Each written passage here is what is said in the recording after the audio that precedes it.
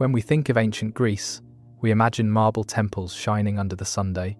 We imagine philosophers debating in crowded agoras. We picture athletes competing in the Olympics. We see democracy and culture as the gifts of this civilization. But there was another side to Greece. A side hidden behind polished statues and noble words. A side that modern audiences often overlook. Sexuality in ancient Greece was not like today. They did not think in terms of orientation. There were no labels like straight or gay. Instead, their society was built on hierarchy. For them, sex was about power.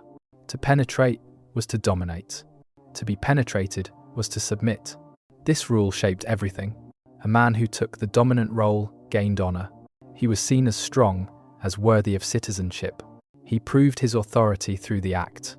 But a man who allowed himself to be penetrated was disgraced. He lost respect. He lost his status. He was no longer fully a man. This belief spread through every layer of life. It affected politics. It shaped philosophy. It even decided a man's career. Power and pleasure became entangled. What should have been intimacy became domination. What should have been love became a display of control. And from this foundation, practices emerged that were shocking. Practices that we would call abuse today.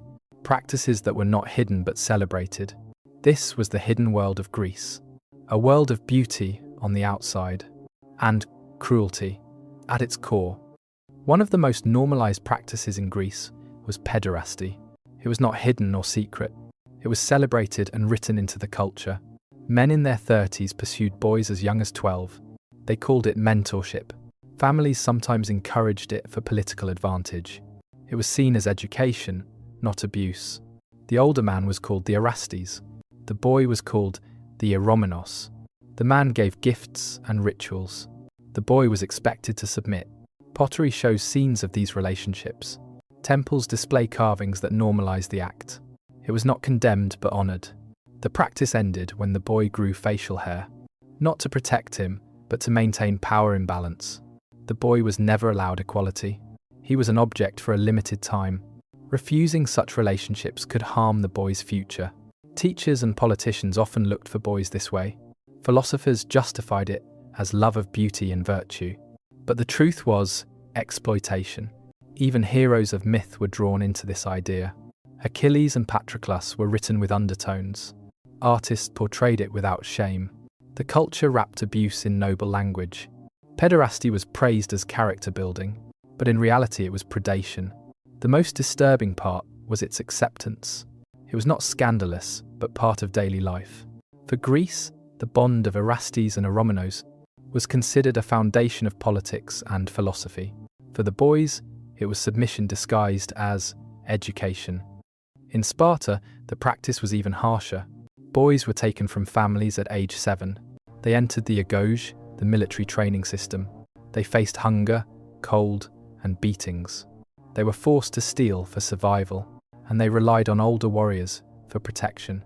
These warriors were not only mentors but sexual partners. The bonds were justified as building loyalty. A soldier who shared intimacy with his elder would fight harder. The state used exploitation as a weapon of war. Abuse was turned into training. The boys had no choice. Refusal meant isolation. Without a patron, they could be bullied or killed. Dependency was written into the system. Sparta glorified endurance. The pain was praised as strength. The abuse was praised as loyalty.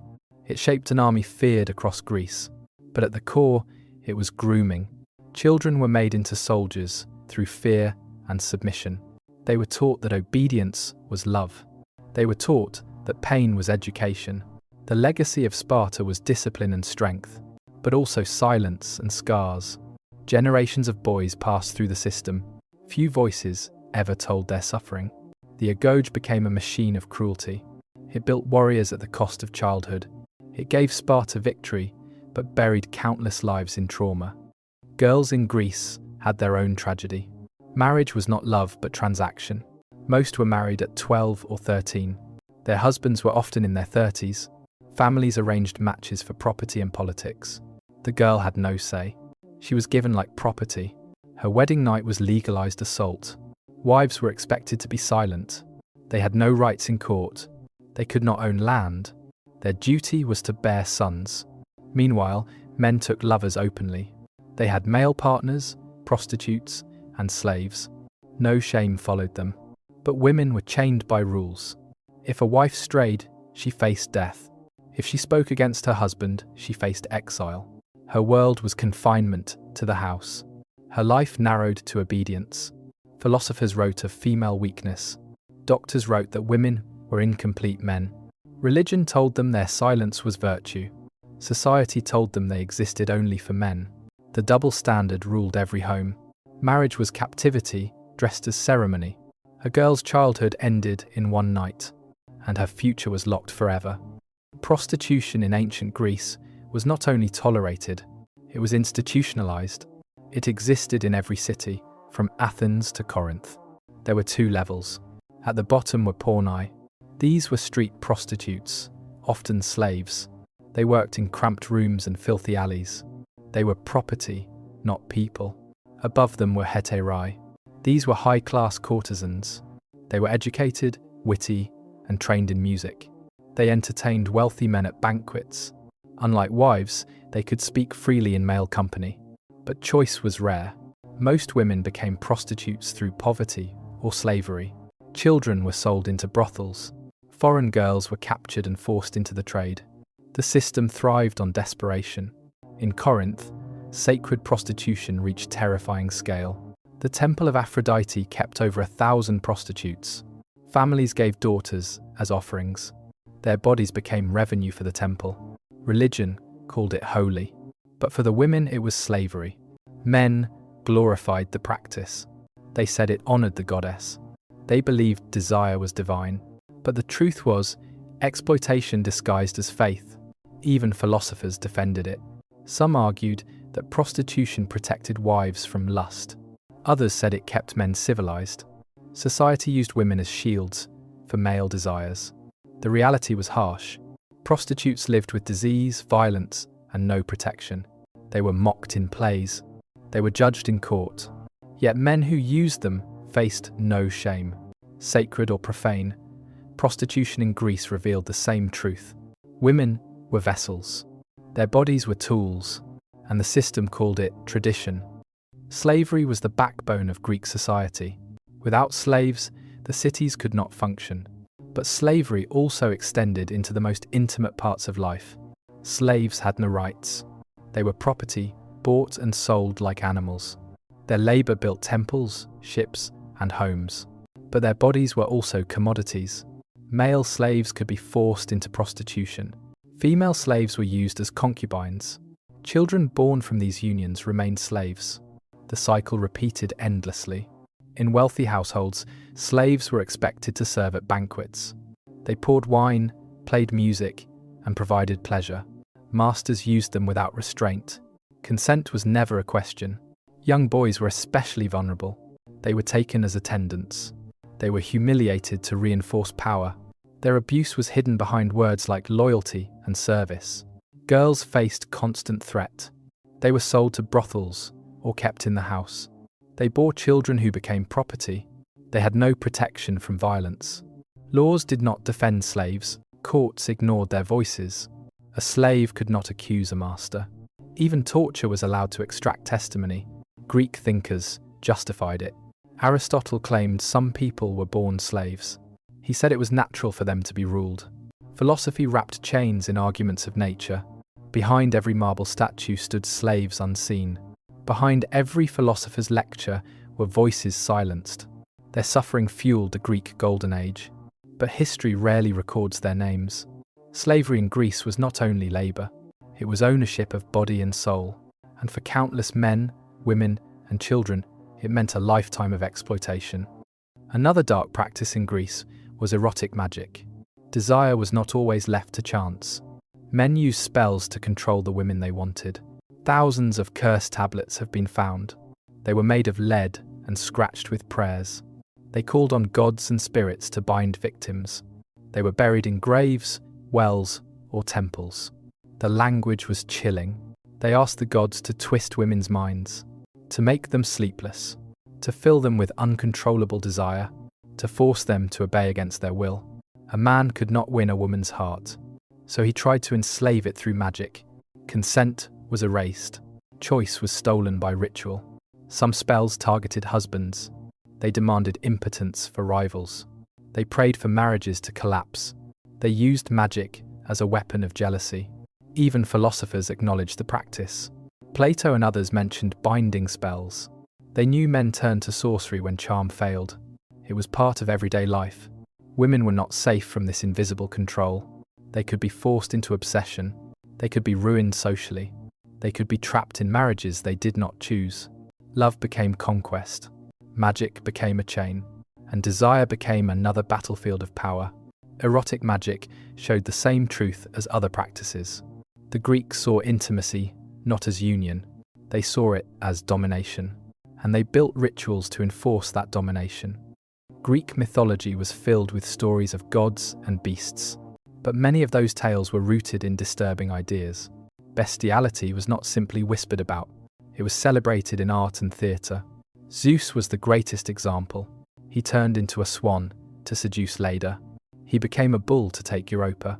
He appeared as a shower of gold to enter Danae. These stories were painted on vases. They were carved into temple walls. They were retold at festivals. The people laughed and praised them as sacred myths. But they were not harmless stories. They normalized violation. They showed power disguised as divinity. And they taught generations to see domination as glory. Philosophers even debated the practice. Some physicians wrote about animal desire. The discussions were not scandalous. They were treated as natural curiosity.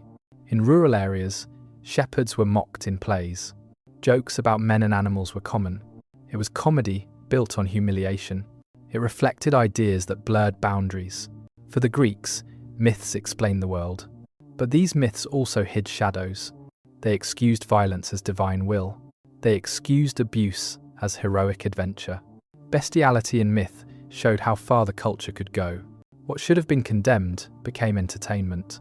What should have been shame became art. Behind the beauty of Greek stories lay ideas that twisted love into domination, and those ideas echoed through their real practices. In Corinth, religion and exploitation became one. The temple of Aphrodite stood high above the city. It was famous not for prayer, but for sacred prostitution. The temple kept hundreds, even thousands of prostitutes. Some were daughters, offered by families. Others were slaves dedicated as gifts. All of them lived under the shadow of the goddess. Pilgrims traveled from far away. They believed intimacy with these women was holy.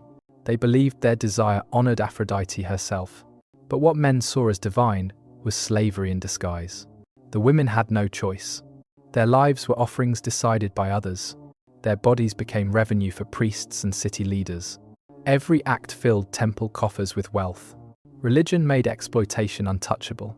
To question it was to question the gods. To resist it was to defy the sacred. So silence wrapped around the suffering. Greek writers glorified Corinth as a city of pleasure. They praised its freedom and wealth.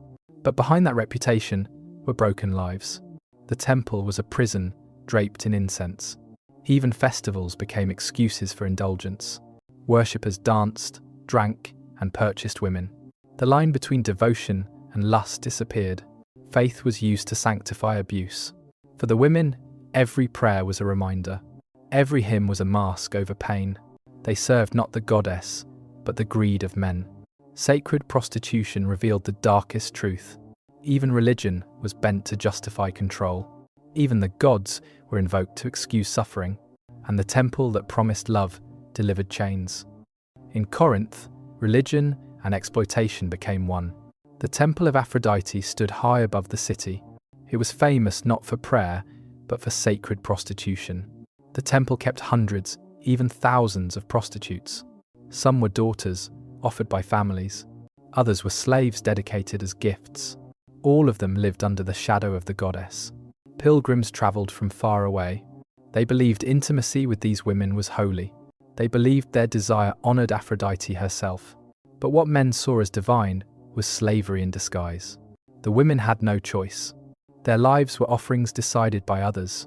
Their bodies became revenue for priests and city leaders. Every act filled temple coffers with wealth. Religion made exploitation untouchable. To question it was to question the gods. To resist it was to defy the sacred. So silence wrapped around the suffering. Greek writers glorified Corinth as a city of pleasure. They praised its freedom and wealth. But behind that reputation were broken lives. The temple was a prison draped in incense.